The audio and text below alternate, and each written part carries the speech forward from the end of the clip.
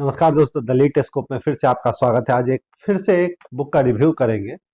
और ये बुक जो अभी बिहार में चुनाव चल रही है उसको ध्यान में रखते हुए रिव्यू में कर रहा हूँ। इस बुक को आपको पढ़नी चाहिए। बिहार में जिस हिसाब से राजनीतिक परिदृश्य है और जिस हिसाब से राजनीतिक परिदृश्य बदला है, उन सबको तो हम देखते ही हैं, लेकिन बिहार की जो जेन्युइन समस्या है, जो उनका वहाँ की जो डिफिकल्टी है, वहाँ की जो सिचुएशन है, उसको भी आपको जानना चाहिए। वहाँ आखिर क्या समस्या है जो बिहार रुका हुआ है। उसी आधार पर इस किताब का नाम रखा हुआ है रुकतापुर, यानी कि बिहार जहां थम जाता है पहिया बदलाव की हर गाड़ी का। और यहाँ आप कवर में भी देख सकते हैं, एक पुल है, लेकिन वो पूरी बनी हुई नहीं है, आधी बनी हुई है, रुकी हुई है, क्योंकि यहाँ से आगे ये दिखाया जा रहा है जो आगे नहीं बढ़ सकता है। तो क्या नहीं बढ़ सकता है? तो बदलाव। इसको लिखे पुष्य मित्र ने, एक बहुत बड़े घुमक्कर पत्रकार हैं। अभी शायद वो इंडिया टुडे ग्रुप में है, पहले वो हिंदुस्तान में काम किया करते थे। बिहार के ही हैं, बिहार को अच्छे से जानते हैं, बिहार की समस्या को जानते हैं, बिहार के समाज को जानते हैं, यहाँ के संस्कृति को जानते हैं, राजनीति को भी जानते हैं, और यहाँ का आर्थिक स्थिति से भी वो बहुत अच्छे से परिचित है। और इसलिए जब वो घूम घूम करके जब वो समस्याओं को देखते हैं और देखने के बाद उनकी जो समझ उत्पन्न होती है, उस समझ के आधार पर बिहार में जो जेन्युइन समस्या है उसको आधार बनाते हुए इस किताब को लिखी गई है। इसे छापा है सार्थक पब्लिकेशन ने, राजकमल प्रकाशन का उपक्रम है। तो ये किताब 2020 में आई थी। इसका पहला संस्करण, दूसरी संस्करण आई है या नहीं आई मुझे नहीं मालूम, लेकिन इस किताब को आपको पढ़नी चाहिए। बिहार की समस्या को आपको जानना है, जो बिहार में वास्तव में कौन कौन सी समस्याएं हैं जिस पर बात होना बहुत जरूरी है, इसमें कवर किया गया है। और इस चीज में, इस किताब में सबसे अच्छी मुझे जो बात लगी, इस किताब में आपको बिहार की संस्कृति, यानी कि कहने का मतलब हो गया, इस किताब को लिखने का जो भाषा है वो तो हिंदी है ही, लेकिन उसमें आपको बिहारी टोन दिखेगा।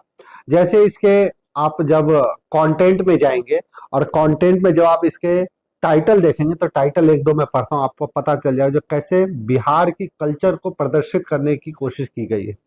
तो पहला है जा झाड़ के मगर कैसे।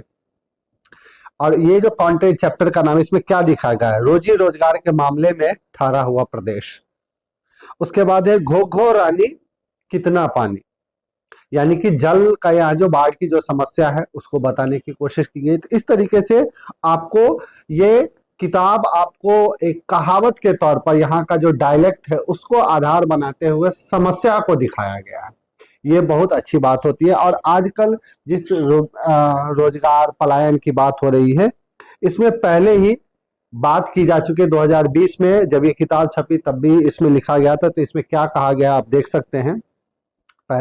इसके कंटेंट से पहले, प्रीफेस से पहले ये जो लिखा हुआ है उसको मैं पढ़ता हूं। उन बिहारियों के नाम जिन्हें आजादी के 73 साल बाद भी अब तक कोई ढंग की सरकार नहीं मिली। एक ऐसी सरकार जो अन्य राज्य में कम से कम इतनी व्यवस्था कर पाती कि लोग बीए एमए की पढ़ाई से लेकर बेलचा ढोने के रोजगार तक के लिए बिहार छोड़ने को मजबूर नहीं होते। लोग हर साल आने वाली बाढ़ में नहीं डूबते और उनके बच्चे चमकी बुखार से नहीं मरते। उस बिहार के नाम जिसकी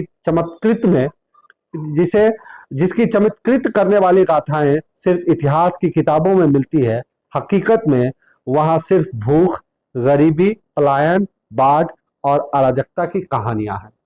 तो ये जो मैंने पढ़ा है, इसी को आप सारांश मान ले इस पूरे किताब की।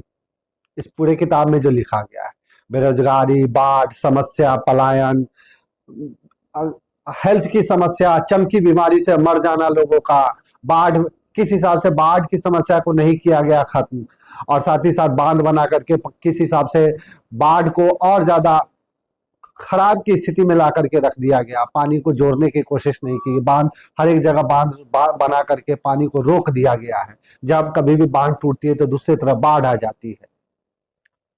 और भी बहुत सारी सामाजिक परिदृश्य को इसमें दिखाने की कोशिश की गई है। और साथ ही साथ ये पूरा जो इसमें वृत्तांत है, ये वृत्तांत उनके घूमे हुए अनुभव के आधार पर है। इसलिए आपको एक स्टूडेंट के मद्देनजर, एक अगर आप बिहार को जानने की कोशिश इच्छा रखते हैं तो उसके आधार पर इन सब चीज़ों के आधार पर आपको ये किताब जरूर पढ़नी चाहिए। अगर वीडियो अच्छा लगा तो चैनल को सब्सक्राइब जरूर करें। Thank you.